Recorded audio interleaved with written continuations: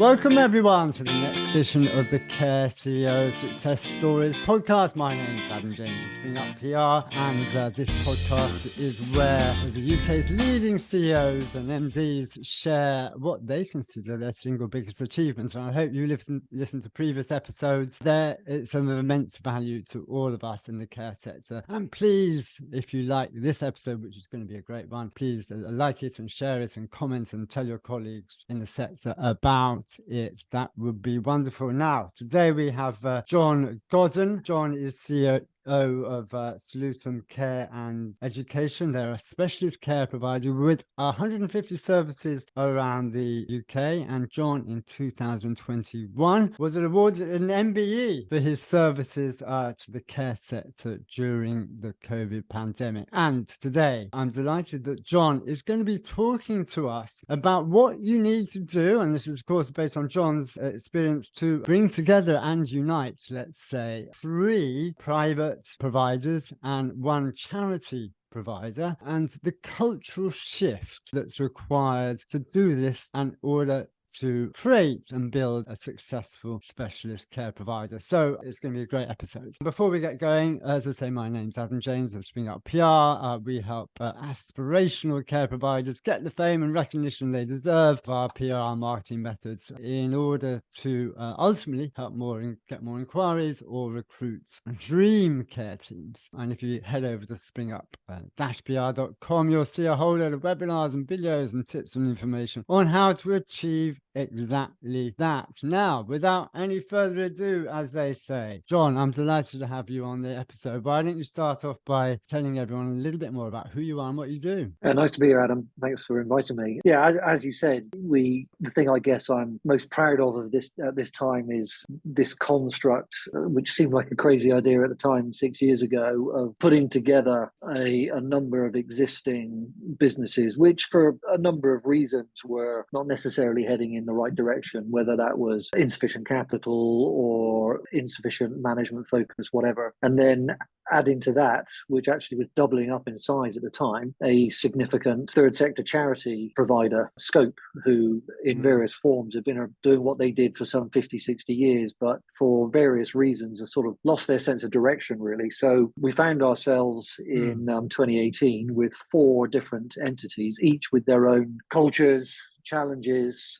Some of the things that they were doing were great and some were less great. And trying to meld all of that into a single organism that had its own culture, which was appropriate for the sector. And, that took a while, but it was actually fascinating to be part of it. And it's quite nice to sit here today, having sort of done that by most measures reasonably successfully. Bring us back to where it all started and the vision and how you went about acquiring those first initial providers. Well, it started with wine, which is the normal way of doing things, but there was an idea born of some experience of myself and some friends and colleagues who, we've been involved as bankers, which is kind of where we came from, of buying businesses and crunching them together and having very much that approach. But we decided we wanted to get involved and build a company that was more focused upon the actual front end rather than just a 3 to 5 year banking turnaround. So we were determined to buy and build a portfolio in the specialist care sector. And there were really 2 ways we could do it. There was the slow but very controlled way, which a number of people have done very well in some cases, where, you literally set up one by one and you set up the perfect care setting with the perfect house and the perfect team and provide the perfect product. But our view was that we needed more scale than that more quickly. So we went for the slightly imperfect in the short term, which was to buy existing operators that needed upgrades, whether that was in management or in their capital base or in their culture or in their environments, whatever. But we would get to our portfolio by dint of buying enough scale, but things that perhaps had a bit of hair on and needed fixing. That was the strategy. And that was motivated by what? Both turnaround and also where the most value perhaps lay for you as a business. Yeah, I mean, I think it started off as a way to generate value for sure, but Mm. actually, the biggest driver, certainly as it unfolded, was that what we were seeing was much needed care and indeed much needed employment on behalf of colleagues that perhaps was not stable enough. And through what we did, we could bring stability and progression and enhancements, whether that was through quality or financially or the staff experience, career experience, and we could actually bring it that way. So the motivation became more to build something that was taking care that in some cases was pretty good but unstable, and keeping it great but making it stable and future proof. Yeah, I see. So how did you go about those acquisitions? How were they financed? We first of all sourced some very interesting deals, and then we financed it in the usual range of ways. In those days, the banks were fairly willing to play, and they would Yes. certainly lend us an amount of money equal to the bricks and mortar, what now appear to be laughably cheap rates, which is great. But then, yeah, we had some of our own money, and we knew some people who were very keen on the sector, either because they'd had some experience in it or they had knowledge of what the sector was able to do. So we managed to source some co-investors who were pretty familiar with what was required in the sector and the timelines and the challenges and the bumps in the road and all those sorts of things. So yeah, we ended up with a collection of 3 institutional investors, all of whom gave us great support. Yeah, great. Those services were brought into the Salutem Care and Education brand. That's correct. And tell me about that, talking about these cultural shifts and the changes and the transformations that you had to do with the 3. Tell me about how you went about that and how you started to think about it and the kind of changes that perhaps were most vital and that you prioritized. So, I mean, interestingly, the Salutem brand was not the dominant brand to begin with. That was our sort of holding company. And Yeah. initially, the strategy was to live with the brands that we bought. So we bought Pathways and Modus, Clearwater, and Scope. Obviously, the Scope brand had to be changed straight away because Scope as a charity campaigning for disabled rights still exists. So we labeled that Ambito. And for a while, we allowed them to develop their own cultures, but whilst increasingly talking to each other. But it arrived pretty quickly, within a year actually, where it was obvious that the collective culture was stronger than the individual cultures. And genuinely, each one of the 4 entities we bought and brought into Salutem, they all had elements of great culture about them. And they all in turn had challenges that perhaps we didn't want to keep. So what we allowed is, and we very much developed the senior leadership team to reflect our central values, but very much educated by the really good stuff that we saw coming through from the front end. And it's interesting that even if you buy portfolios that perhaps have been, as I say, undercapitalized or underloved, the people at the front end in this sector are very motivated to do great care. And you can learn an awful lot from them about what your values should be, what your priorities should be, and how you should go about things. So we allowed the business to generate its own culture, obviously with direction and education coming from multiple parties and from us. But it became a very organic piece. Most companies put together their values and, if done badly, they're sort of plucked out of thin air or from an external entity and forced upon everybody. When it's done well, the organization generates a legitimate set of values that really matter to it. And we were fortunate that exercise worked very well for us. And it became the voice of what we were trying to do. So, people really understood the priorities and getting quality right, being very person-centered about what we're doing, but also being very supportive of our staff, particularly those on the front line. Yeah, and how did you go about building and creating those values? You talk about, the hiccups that can come about when you do that top down. How did you go about generating them? It's conversation, really, isn't it? Trying to identify the things that people really feel is the right way to behave on a day-by-day basis, the right set of priorities, how you would want others to see you and talk about you. And from that, you distill it down to things that become meaningful to everybody. I mean, they can't be too big, you can't have too many, but you've got to distill it down to the ones that really matter, it becomes something that actually alters people's or educates people's behaviors if you do it right. And that was great. We had some of the companies were massively over centralized. Some of them were decentralized to the point where they didn't know that the home down the road existed, and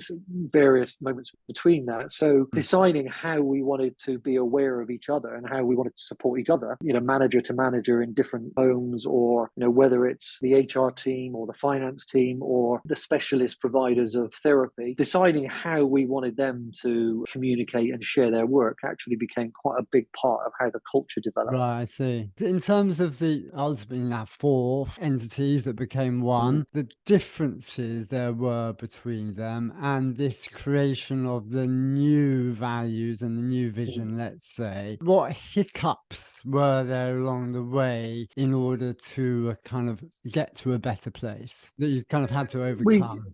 We had workforces that were used to doing everything to the minimum, not on their own part, but certainly there was no money available for systems or for improvements to the home or to get those extra staff members that can be so additive. And then we had others, particularly the scope, the charity piece, which had come from a different place where if there was a function to fulfill, they would hire somebody to do it. It feels like a bit of a luxury, but actually is financial suicide. So you had these two ends of the scale, and trying to sort of match those together was difficult. And getting people to change their behaviors of what they were used to is something that's very, very hard. And moving away from seeing a corporate entity as the enemy and embracing it as something that actually should assist at the front end was probably the biggest single battle. And in fact, it wasn't until quite recently where our view was that every one of our services saw the head office, or Windsor office as we call it, saw it as an additive piece. That the last service, which was one of our bigger ones, was so defensive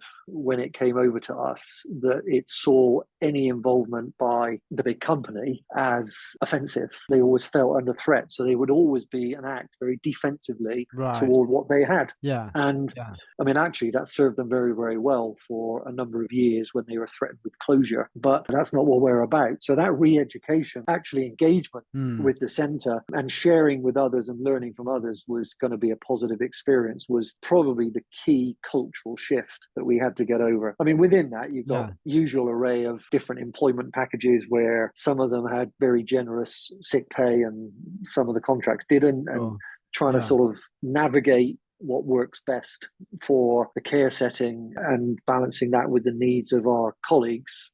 Getting that right was a technical issue, but culturally it was acceptance that being part of something positive rather than negative. How did you go about achieving that? I mean, it's the little things, isn't it? It's them seeing that the various departments and support functions really do share the same values and do care. For us to go in and listen is always key. I mean, the feedback loops coming from the front line were crucial. Actually, there's always some staff that want to express their views on things, and they should be enabled to do that, and they should feel that expressing their views matters. And we're very strong on our forums in terms of that feedback. But in order to change a culture, it's not something that's done over time. It's something that's done through being honest, direct, in many cases telling them things that they perhaps don't want to hear, but just being very open about the shared vision and indeed the shared problems. And obviously over the last few years, working in all sectors, but particularly this one, has been open to lots of challenges, and being very clear about what that meant and how we as an organisation and as individual services had to react. It is a thing that actually binds people together if you get it right and face it rather than run and hide from it. You mentioned about some of the positive cultural aspects that you noticed and saw within the services that came on board. Tell me about kind of what you saw that you liked, that impressed you, that you particularly took on boord. Was there anything that the Silicon jumped out? I mean, it's interesting. You take over companies that have their challenges, and what you find in this sector is there's some incredibly dedicated people at the front end who carry on doing great care despite not being supported by management, and that's amazing. We took over a business down in Devon, which was looking after some very challenging individuals, and what the staff were having to face every day was really quite difficult. in terms of what they saw and what they were having to deal with, the individuals they support, and indeed threats to their own physical well-being. They would often get their hair pulled and get hit and potentially worse. And what's amazing is that they still really had great love for the people that they were looking after, despite all these challenges. And when you find that, well, why wouldn't you support them in what they do and do everything you can as an employer, as a colleague, to support them? And then taking over Scope, which is a charity founded on looking after and educating people with cerebral palsy. All of their homes and services are always a great joy, beautiful places to be, full of happiness, and people with very difficult challenges in their lives getting on with doing